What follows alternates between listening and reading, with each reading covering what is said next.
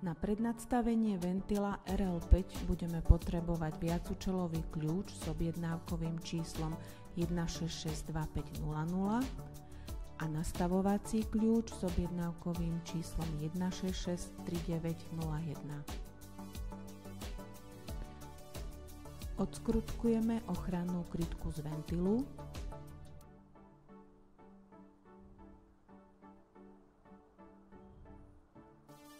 Ventil má dva ovládacie prvky, vonkajšie uzatváracie vreteno a vnútornú nastavovaciu skrutku.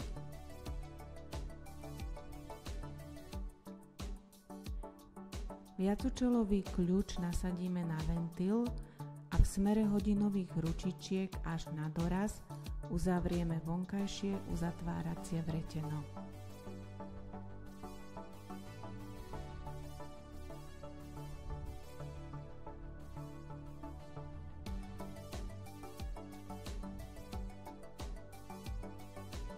Potom nastavovacím kľúčom v smere hodinových ručičiek až na doraz uzavrieme vnútornú, čiže nastavovaciu skrutku.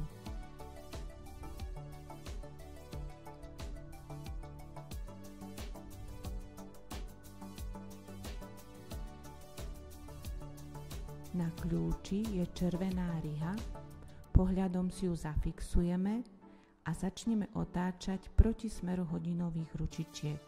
Každé otočenie o 360 stupňov je 1 stupeň prednastavenia. Ak potrebujeme nastaviť ventil na 5, potom otočíme 5 krát kľúčom proti smeru hodinových ručičiek. Ventil je nastavený, viacúčelovým kľúčom otáčaním proti smeru hodinových ručičiek až na doraz otvoríme vonkajšie uzatváracie vreteno.